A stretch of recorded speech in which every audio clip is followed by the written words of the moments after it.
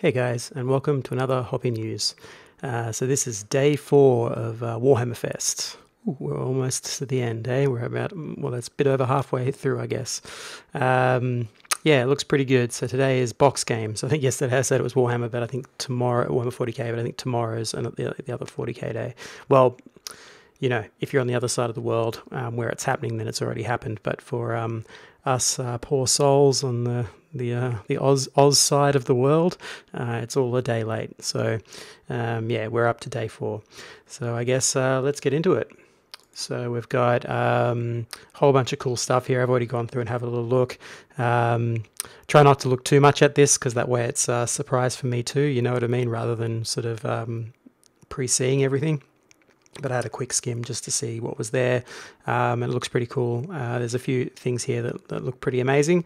So yeah, we've got some Warhammer Underworlds, Necromunda and Imperialis, all pretty cool game systems, and yeah, pretty nice models. So let's move down, go past the video stuff there, and straight into some of this. So the Idoneth Deepkin get a warband. I think we all knew this was coming, but here are the models. So I'm not sure any of these have been previewed before. I certainly haven't seen them, so they look really cool. And that's a big statement for me. I'm not an elf player, and I think I said this in one of my hobby talks or hobby vlogs or whatever. These models are the Idoneth stuff is the only elf stuff that I've ever even contemplated, like just having a look at it and go, oh, that's actually not too bad. Normally speaking, it doesn't strike me at all, but I don't know, something about having a giant turtle is pretty hilarious, and those eels and stuff. Something about all that just works me, and I think it's because of the colors. If you've ever seen any of my stuff, then you'll see I use tons of blue-greens and these kind of aqua colors I use all the time, and I think that might be what's drawing me in. And these types of creatures and stuff, my own Blight of God stuff is heavily influenced with, like, I guess, sort of sea creatures and things like that. So yeah, their aesthetic is definitely pretty cool. So I can see why people like them. This guy looks great. You know, the design, everything is really cool. I definitely prefer their designs like this, their type of headdress stuff, to, let's say, the Lumineth stuff or the old, what is used to be High Elves. Their kind of motifs are a bit kind of strange. These seem to fit a lot nicer into their aesthetic. I think because there's a lot more repeating shapes. These spines and so on are kind of repeated on the armor, and that goes for most of the headdresses that these ones have. It seems, anyway. I guess a little bit more dark eldery in some ways, you know, with this kind of stuff. But yeah, it looks really cool, and I like the colors for sure. Let's have a look. Okay, so we've got some kind of crab and, you know, fish thing. I don't know what the hell this is for, but it looks cool. It's you know, we're getting a bit of Pokemon here, so we're got to catch them all. So that's pretty good. What's the name of that one? I can't even remember. I'm too old. I can't even remember the name of the fish. Someone will know. But that looks like that fish. You just paint it up in the colors, and away you go. Same with this. I remember there was a crab in it, so you could do that too. That's pretty funny. Yeah, and these guys, I like the idea of these. So I think these are the ones that don't have any souls or something. They were made, are they like Slaneshi children or something, or I don't know the story, but anyway, they don't have any souls or something. So they're kind of cool. I like all this kind of aesthetic. They're all no eyes and everything. That's pretty cool. Nice pose. And we have, okay, yeah, cool. So that's looks like it. So there's like 3 of them, it looks like, or yeah, we'll have another look. Yeah, this is another cool pose. But even this, see, this kind of fits. I don't know why, it just kind of fits a little nicer with the overall look of everything. Maybe because also that fish aesthetic. So you've got the sort of fins, it kind of works, and these jagged teeth on the blade. I don't know, everything kind of works with them with these kind of big headdresses, but doesn't really for me on the Lumineth stuff. Some of the bigger models it's okay, like the sort of the cow beast stuff, but some of the regular troops seem a little bit yeah, it's a little bit too ostentatious. It needs to be brought in a bit, even for Warhammer standards. And we all know that Warhammer loves to have big headdresses on everything, but yeah, I feel like those Hive models are a little bit too far gone. But anyway, that's just my own personal opinion. So yeah, there's 1, 2, 3, yeah, three models, and then these are little critters, Pokemon characters, which is cool. It's going to appeal to a lot of people. So yeah, let's move on. Okay, so we got Necromunda. Now this coming up is pretty interesting. The Delaque clan, Delaque, I think that's how you say it, isn't it? Anyway, they've got new models for these, and they look so cool. I'm not sure whether these have been shown before, or maybe some of them have and some of them haven't, but I certainly haven't seen them, and they look like they're primed for some, Imperial Guard stuff. I can see a lot of like, Chaos Cultist kind of, Imperial Guard armies, that are devoted to chaos and stuff that have turned. You could do a lot of really cool conversions and interesting, tons of stuff. Heaps of different types of armies you could do with this.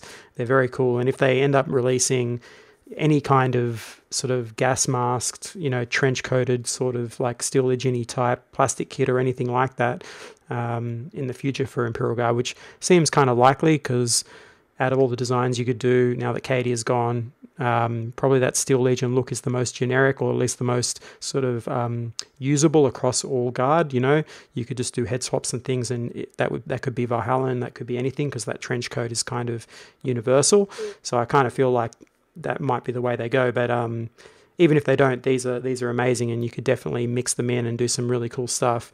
I'm definitely tempted to. So yeah, you got the book there, and this is the real sweetness down here. So let's have a look.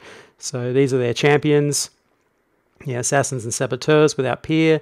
If you need someone disappeared or want an enemy factory to stop producing, then you call these guys. Yeah, they look great.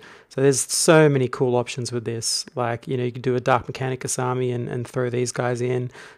So many different cool ideas for sort of alternative kind of themed 40k armies with this stuff. It just looks really cool. I love the heads on them. They're great. It's so good. All right, let's have a little look down. And then we've got these great things. Now, I haven't seen... This is super interesting. I don't know. This feels like kind of like a departure from normal aesthetic. There's something else going on here that's really interesting. Just this kind of servo, I guess, exoskeleton or something like that. Really interesting. I don't know if it's my favorite design, but it's definitely really interesting. It's a really... Maybe the goggle-eyed eye on him there isn't exactly the best, but... I probably would have just done milky eyes or something like that. That's a little bit funny. But overall, the idea of what they're going for there is actually really, really cool. And it's sort of unique. That's like a new aesthetic for, the Imperium that you don't get to see, which is, stuff that's more on ground level, things that, people living in those hive cities might come across, rather than sort of just the warfare, the big army kind of stuff like the Imperial Guard, all the tanks and everything. This is kind of like, more sort of obscure kind of tech and stuff that's going on outside of the game, And I think that's really great that they keep Necromunda going like that, because it allows them to explore so much more interesting ideas on a small scale. They don't have to put a huge budget into it. It's just one gang, and then the designers can really explore and flesh out some stuff that's in the lore and in the world that never gets to see play on the board for any number of reasons, right? Both financial and aesthetic. Sometimes they just don't fit, but in a little gang like this, you can put this kind of stuff in, and it's really, really amazing. I find that this type of thing is just great. That's just really, really cool. Lots of conversion possibilities here. So I'm looking forward to these coming out. I'm assuming they're coming soon. And then this thing is just amazing. Look at this thing. That's great. Look, it's so good. You got so many different armies this could go in. Like, that's all I'm seeing. Just tons and tons of conversion possibilities here. I could see something in Dark Elder that looks like it's some sort of Talos or something like that, some kind of creature. This could be a really great, again, Mechanicus thing or Dark Mechanicus thing. I can see.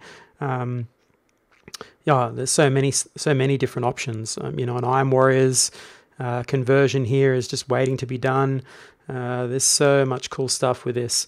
What is it exactly? Let's see.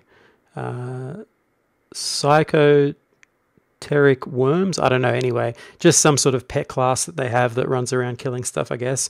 That's pretty cool. That's really good. And then we've got, obviously, that new game's coming, the Hired Gun.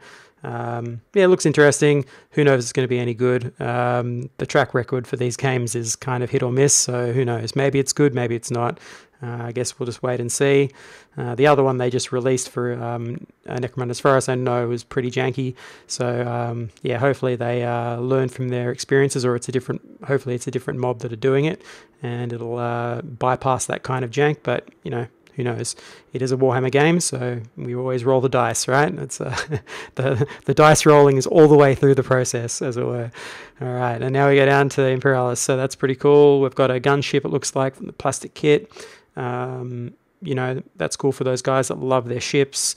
I haven't got into this at all, so I'm not really sure about it, but yeah, it looks great. Like if you love your fighters and your little ships and you like painting them up, then this is cool. It looks like it's on kind of like not an epic scale, but a smaller scale. Those that are playing this will know. Yeah, that's cool. It's got all new things. We've got Eldar there. You've got some Space Marine stuff. Yeah, tons of really nice things here. And a gunship. It's really cool. Even just as a little collectible just to put on your shelf, that's really awesome, right? It's a much cheaper version than buying the big one. That's awesome. You know, I can see everyone buying one of this, you know, that loves their Space Marines. So that's cool too. That's cool. And yeah, I think that's about it. So yeah, not a bad offering. You know, there are a lot of cool things coming for you know, box games. That's always good to see, you know, especially this Necromunda stuff. I think that's like super cool. The Underworld stuff is always good. Like I think every single gang that they've released is, you know, adding something fresh and something new to whatever range it's going into, which is you know, a really important thing for the greater games, you know, just to have these kinds of sideline products coming along, because it just lets as I said, it lets the designers explore, you know, find new concepts, stuff that normally wouldn't fit in, and then that allows, you know, the player base to get these and do whatever they want with them, you know, and work out how they can slot them in to what's going on in the main games, you know, or just if they're playing the box games, then converting them for that. You know what I mean? So yeah, I think that's pretty cool. So another good day. I'll definitely be here tomorrow for the next one, and hopefully I think that's 40k. So we'll see some more 40k stuff, and then for Saturday it'll be the big reveal, which most people I think that it's going to be AOS 3 reveal, which, you know, makes sense. This is like a good time to do that, considering this is like their games day again, effectively. So we might see something like that, or maybe it's something else, who knows. But otherwise, yeah, that's it. Hope you've enjoyed this. Please hit that subscribe button and like it and all that stuff if you have, and I guess I'll catch you on the next one.